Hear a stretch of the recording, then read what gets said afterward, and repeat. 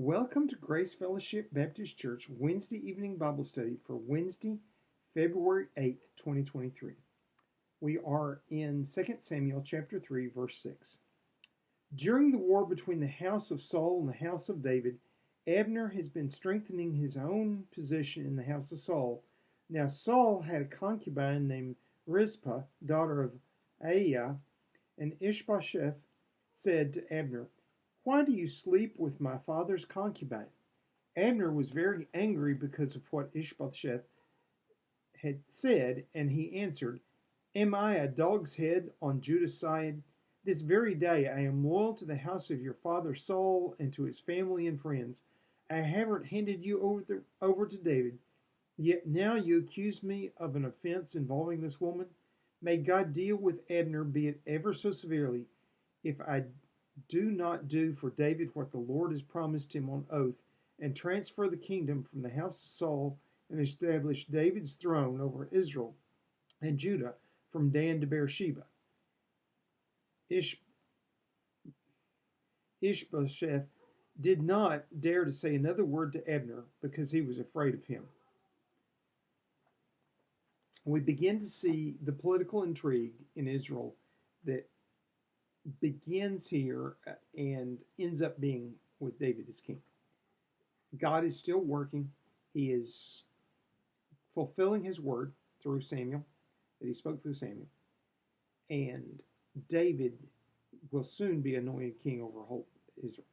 There is going to be lots of things. In one sense, I wanted to cover chapters 3, 4, 5, and part of 6 all in one session, but that would be much too long. I think I'm going to break it up into 3 lessons. The chapter divisions here are actually, in my mind, very poor, and we're not going to be breaking it into chapters. Sometimes the chapter divisions are better than others. Abner here is, remember, he's Saul's uncle. He is a fellow member of the clan. It's in his interest for the kingship to be in his family. He's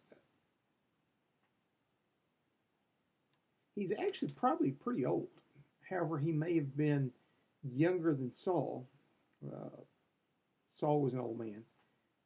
Abner has been an able general, and he's been dealing with the politics.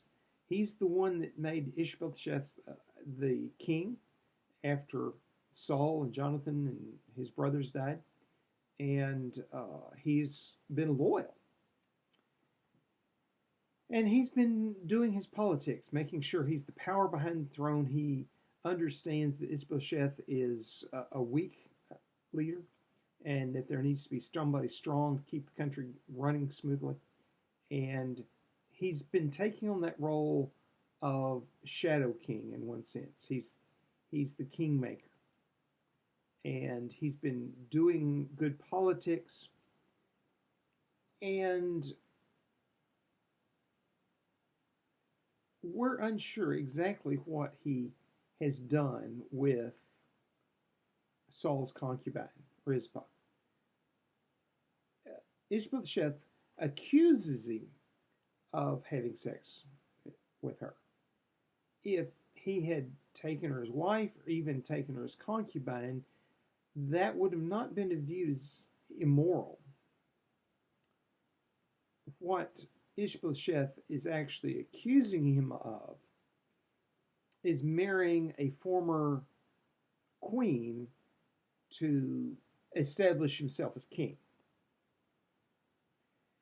It's implied in the culture. It's not, he didn't state it directly. We're going to see several other cases as we go through the history of the kings where this kind of thing happens. And Ishbosheth is saying, by taking Saul's woman that was clearly his, you're taking political authority you shouldn't have. And that's what he's accusing him of. And Abner basically denies that. If he is having an affair with this woman, Rizpah, he is simply having fun with her, having a relationship with her. He's not taking political power. He has political power directly. He pulls the strings of government directly. He doesn't have to have the political intrigue. If he wanted to displace Ishbosheth, he has the bodyguard, he has the connections with the rest of the government. All he'd have to do is have a fairly bloodless coup. Ishbosheth would die, and he's king. He doesn't have to go through a bunch of political machining to make it look appropriate. And he gets mad because Ishbosheth accuses him of trying to steal the throne. And that's what Ishbosheth is arguing about. I mean, this is a concubine. She didn't have a covenant of marriage with Saul. He had sex with her. He would have acknowledged her children. He gave her gifts. But she lived separate. She had to support herself, supposedly. You know, so, if he's having fun with her, he's also having a concubine man relationship with her. It's not political for him. If he had gone, say, for Jonathan's mother, that would have been a big no-no in that society. Not because he wasn't supposed to marry her, because that would have been looking like he wanted to be king. Now, if the clan told him, take her in your household and support her, and she will be one of your wives, so that she has support, since the king is your nephew, the king has died, then it wouldn't have been. But let's face it, the king is normally the head of the clan. Ishbosheth hadn't done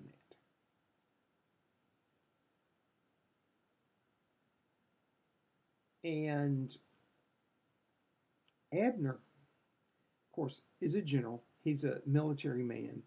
His language is foul, like a lot of military men through all of history. It's a common trait. And, this translation, it translates the curse he used fairly literally, and it comes across, if you understand that to the Jews, dogs were not pets, they were pests.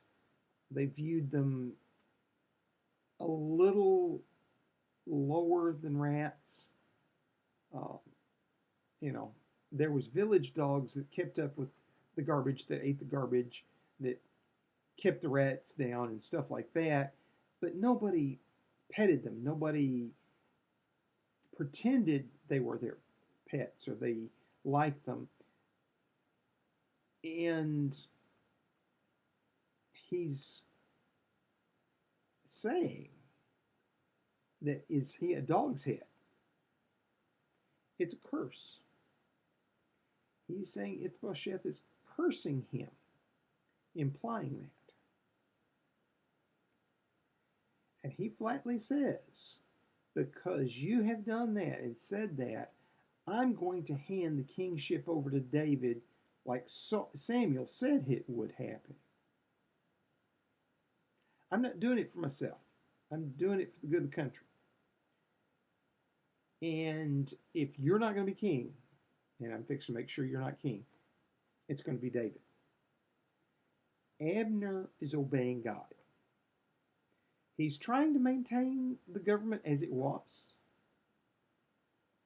But then this happens, and the relationship within the house of Ner in the tribe of Benjamin is broken, and the powers are Now, Abner has good politics with the rest of the country. He's the one that's keeping the 11 tribes under Ishbosheth. So he can pull politics and say, hey, let's go anoint David. Verse 12. Then Abner sent messengers on his behalf to say to David, whose land is it? Make an agreement with me, and I will help you bring all Israel over to you. Good, said David. I will make an agreement with you, but I demand one thing of you. Do not come into my presence unless you bring Michal, daughter of Saul, when you come to see me. Then David sent messengers to Ishbosheth, son of Saul, demanding, give me my wife Michal, whom I betrothed to myself, for the price of 100 Philistine foreskins. So Abner directly, because of this insult to him, sends messengers to David, starts the negotiation. David has one price for that. Bring me my wife, my first wife. He still cares for her. He knows that Saul is dead, and therefore her loyalty should be with him. And he may or may not know that she got married to another man, that Saul gave her in marriage to somebody else. But that's the price of politics. He never divorced her. He never sent her away. It's Saul that did it. And Saul, even by the morality of that day, was inappropriate in doing that. David was not dead. He did not declare a divorce. He did not send her away. There was no disagreement between the two of them. And Saul just did politics with her. That she was a princess and therefore she should do politics with her body. He's treating her in one sense a little better than a hired prostitute. And David is asserting his right as I'm the rightful husband, and she's been basically abducted and sent somewhere else. Bring her back to me. That if you can do that, then, we can talk. And so David then sends to Ishbosheth, the king, and her brother, possibly half-brother, that he wants his wife back.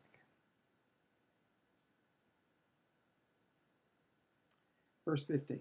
So Ishbosheth gave orders and had her taken away from her husband Paltiel, son of Laish. Her husband, however, went with her, weeping behind her all the way to Bahurim. Then Abner said to him, go back home. So he went back. So Ishbosheth knows how politically weak he is. And when David says, send me my wife back, he does not want to pick a fight with David. He does not want war between his country and Judah. He knows that David is a much better fighter. He has his people organized better. Ishbosheth knows that he's not the strong leader it will take to fight David. Even though,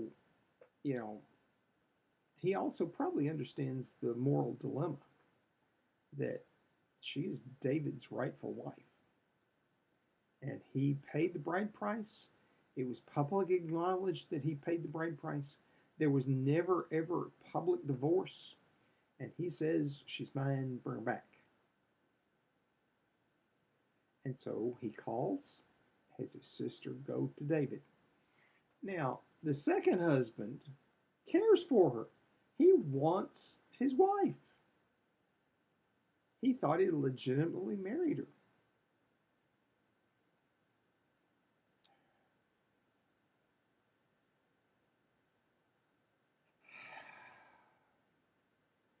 And so he's sitting here following, weeping, mourning over the loss of the relationship, which he knows he has no control over.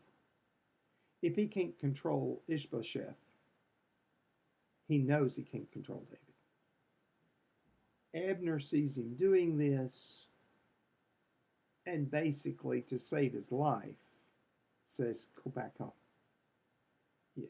You're not involved in this, unfortunately."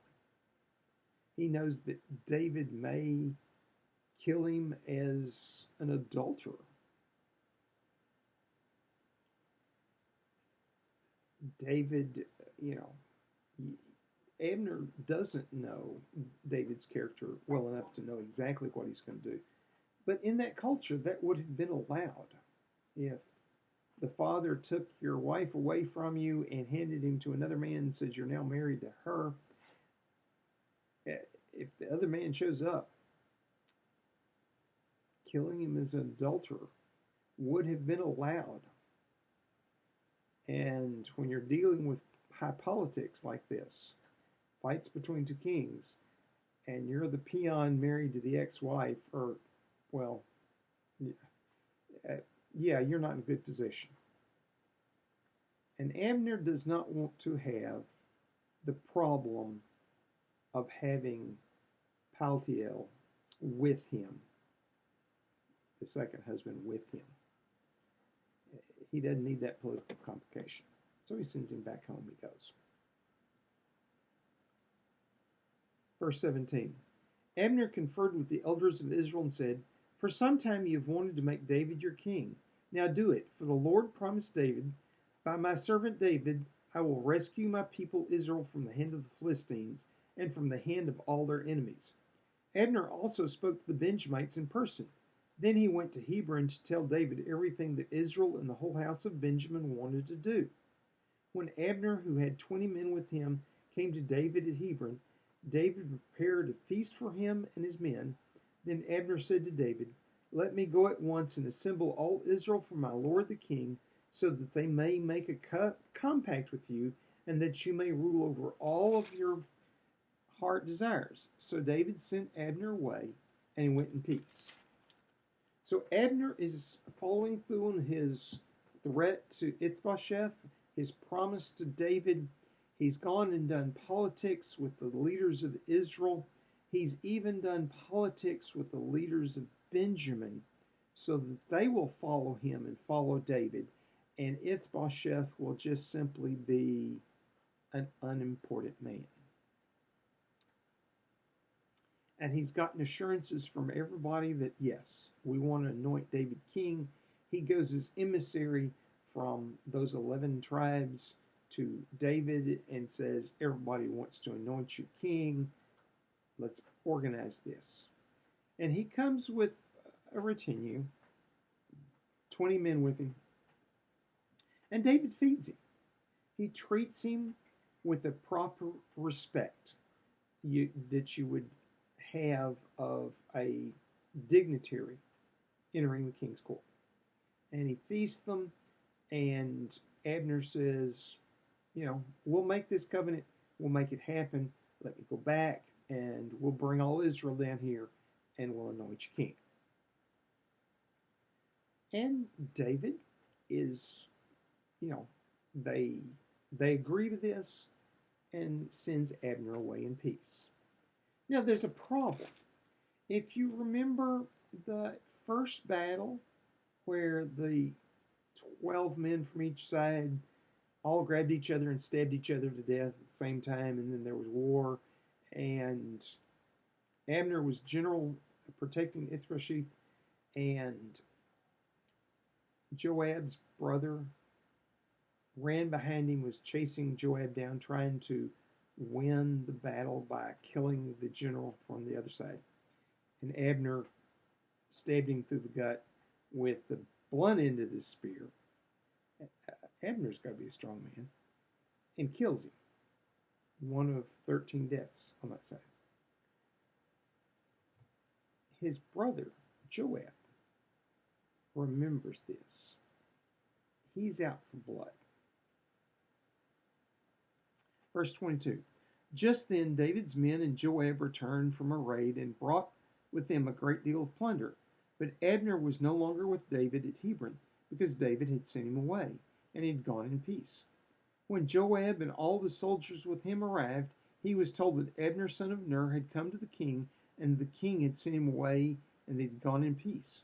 So Joab said to the king, went to the king and said, "What have you done? Look, Abner came to you. Why did you let him go? Now he is gone.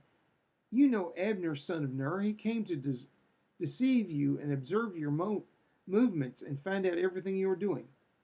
Joab then left David and sent messengers after Abner, and they brought him back from the well of Sirah.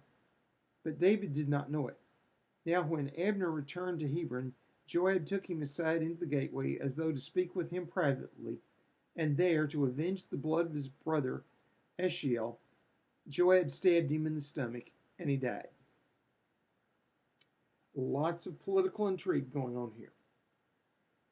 Abner, son of Ner, is bringing all Israel to join David.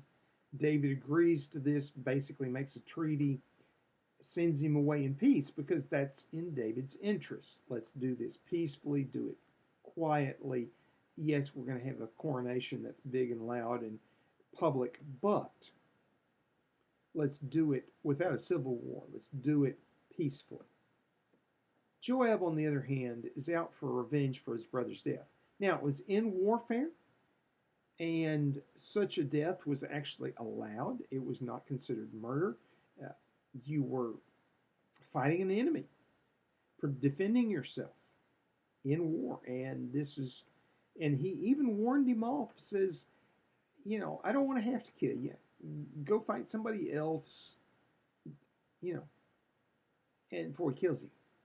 So, Abner was appropriate, but Ashiel is a fast runner and was going to run Joab down. So Joab had to do something. Abner had to do something to defend himself, and he did. And he didn't want to kill Ashiel. They respected each other.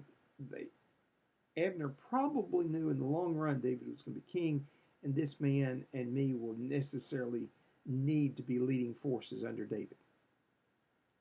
And he was hoping for some of their resolution. He didn't want to have to kill him, and he didn't, but he did, and he killed him. Joab, though, is seeking revenge for an act of war. Joab is a hothead. He may be an able general, an able administrator, but he is not fully self-controlled.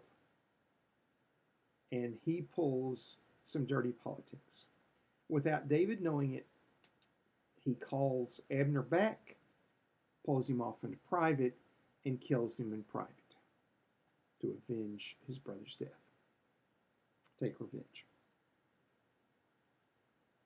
Verse 28. Later, when David heard about this, he said, "I and my kingdom are forever innocent before the Lord concerning the blood of Abner, son of Ner.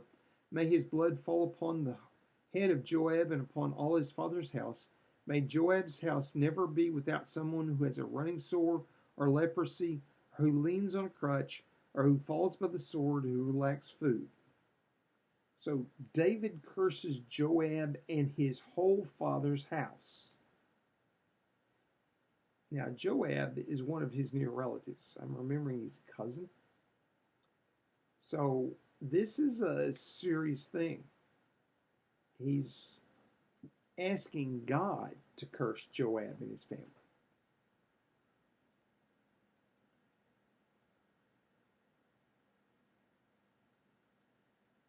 Verse 30. Joab and his brother Abishai murdered Abner because he had killed their brother Ashiel in the battle at Gibeon. Then David said to Joab and all the people with him, "Tear your clothes and put on sackcloth, and walk in mourning in front of Abner." King David himself walked behind the bier. They buried Abner in Hebron, and the king wept aloud in Abner's tomb. All the people wept also. So, David, because his general murdered somebody, had a political crisis on his hand. Is Israel going to follow him? Are they going to honor the treaty that Abner made and had negotiated? Are they going to come? If it appears that David condoned this murder. They probably wouldn't if it's very obvious that David disapproved of it and deals with it. Then they may. On the other hand, if he leaves Joab in power and doesn't discipline him, he's got a uncontrolled general on his staff. He's got a problem on his hands. So he has a state funeral for Abner, buries him there in Hebron with state honors, orders everybody, including the murderer, to grieve for him publicly. And he insists that he walks behind the bier just like he was a commoner. And he weeps in Abner's tomb. He leads the people in mourning. The people therefore will know that David did not approve of Abner's death. This will get around, and they'll know. And the country will hear that this was Joab, and that David did not approve of his death. Verse 33. The king sang this lament for Abner. Should Abner have died as the lawless die? Your hands were not bound, your feet were not fettered. You fell as one falls before wicked men. You know, what a lament. It's a couplet of couplets. It's a nice piece of Hebrew poetry. It didn't take long to compose this. Obviously, David didn't have long to compose it. But he sang it in public. The public heard it. They knew that David composed it. And, you know, that David mourned Abner.